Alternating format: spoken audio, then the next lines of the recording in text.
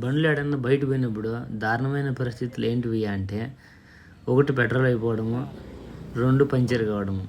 ఇవి 2 అయినప్పుడు మాత్రము ఈయనమ్మ ఇప్పుడే కావాలి చిన్న ఇది ముందే అన్న అనుకొని పెట్రోల్ వేయించుకుంటా అంటే కదా, ఎంత ఇబ్బంది. ఈ మామూలుగా బండ్లు వాళ్ళు ఆల్మోస్ట్ ఎక్స్పీరియన్స్ చేసి ఉంటారు.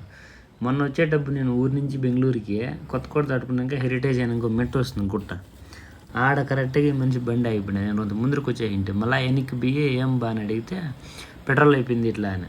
సరేలేని మళ్ళీ దొబ్బుకొని వస్తే ఈ చెక్ పోస్ట్కి ముందర ఒకటి టీ షాప్ వస్తుంది, వాటి వరకు వచ్చినాక ఉండు నైట్ అడిగి చెక్ చేస్తాను అని. సరేలే అబ్బా అడుగు అంటే అడిగితే మళ్ళీ ఉంది అని నెలకు సరేలే అని చెప్పి ఆడ వదిలేసి నేను బయలుదేరేసి వచ్చేస్తే థ్యాంక్స్ నాన్న ఉన్నబ్బా అంటే మళ్ళీ అటు నుంచి వచ్చేస్తే కొంచెం హ్యాపీనెస్. ఎందుకంటే మనకు ఆ పరిస్థితులు వచ్చినప్పుడు మనం ఎంత ఇబ్బంది పడతామో తెలుసు కదా.